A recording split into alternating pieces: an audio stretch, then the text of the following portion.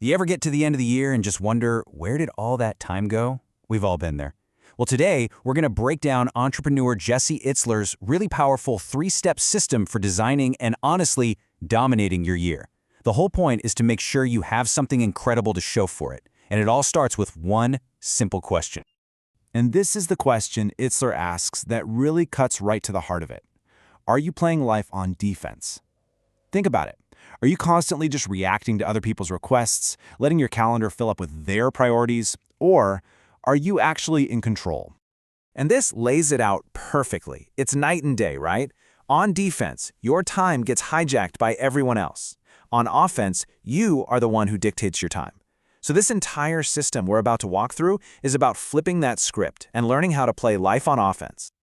Okay, but here's the thing. Before we can even think about planning for the future, we have to properly close out the past. Itzler makes a great point here. Just like a business does an end-of-year audit, we need to audit our own lives. We got to create a clean slate so we can walk into the new year without carrying a bunch of extra baggage. So he breaks this down into a 4-part clear-out. It's super actionable. First up, the physical stuff. You got to declutter your space, your desk, your closet. Then you tackle the digital world. Yep, get that inbox to 0. The third step is actually really powerful, taking the time to write 20 or 30 handwritten thank you notes. It's all about gratitude. And finally, number 4 is where you turn inward with this really crucial self-assessment. He calls this the blender test. I love this. Imagine putting every part of your life, your money, your relationships, your health, your happiness, even where you live, into a giant blender. You just mix it all up. Now, on a scale of 1 to 10, with 10 being absolutely unbelievable, what's your honest score right now? Now, what's so cool about this is the psychology behind it. The second you pick a number, your brain, it's just how we're wired, instantly points out the 2 or 3 things that are pulling you down from a perfect 10. The test uses that focus on what's broken to your advantage, because those, Itzler says, are the exact things you need to put your energy into fixing in the year ahead. All right, so with a clean slate and some crystal clear priorities, now it's time to actually build the year. This brings us right to the core of the whole system, this awesome 3-part plan for playing life on offense. First up, you need a misogi. It's a concept from a Japanese ritual, and it's basically one big, year-defining accomplishment. We're talking about something that years from now, when you look back at 2026, you'll be able to say, oh yeah, that was the year I did that, you know? It could be writing that book, running your first marathon, or finally launching that podcast you've been dreaming about. Next is Kevin's rule, named after Itzler's buddy. The rule is dead simple. Schedule 6 mini-adventures, one every other month. And look, these don't have to be expensive or complicated. A hike in a park you've never been to, camping, a polar plunge. The whole point is to just create memories and break out of your normal routine.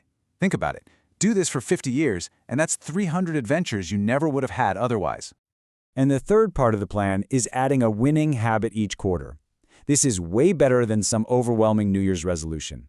You just layer in one small positive habit every 3 months. Maybe it's meditating for 10 minutes a day, or drinking 100 ounces of water. By the time the year is over, boom, you've got 4 new positive routines baked into your life.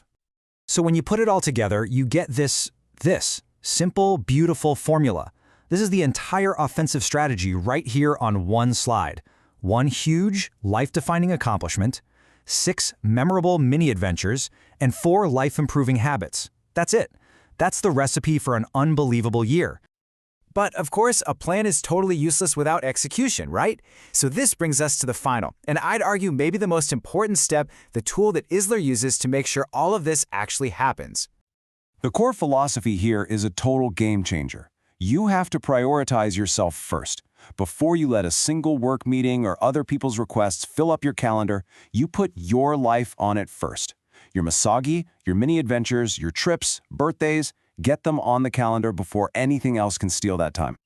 So how does he do it? With a giant, physical wall calendar for the entire year. And there's a good reason for this. It's visual. You can color code everything, work, adventures, family time, and see your whole year in a single glance. It helps you track your time, it protects your priorities, and, maybe most importantly, it gives you permission to say no to stuff that doesn't fit your plan. And I just love this reframe. The calendar isn't just a schedule. It's the most honest autobiography of your life for that year. It's a physical record of where you invested your most valuable asset, your time. It's something you can literally roll up, keep, and show your kids years from now. You see, this whole system is about transforming your calendar from a simple plan into your own personal legacy. And that's really the ultimate takeaway from all of this. The difference between a year that just sort of happens to you and a year you'll remember for the rest of your life is intentionality. A great year is never an accident. It is always, always built by design. So as we wrap this up, I'll leave you with this question. Just forget about everything else for a second. If you were going to start playing life on offense, right now, today, what is the very first thing, your misogi, a mini adventure, a family trip, what is the first thing that you're going to put on your 2026 calendar?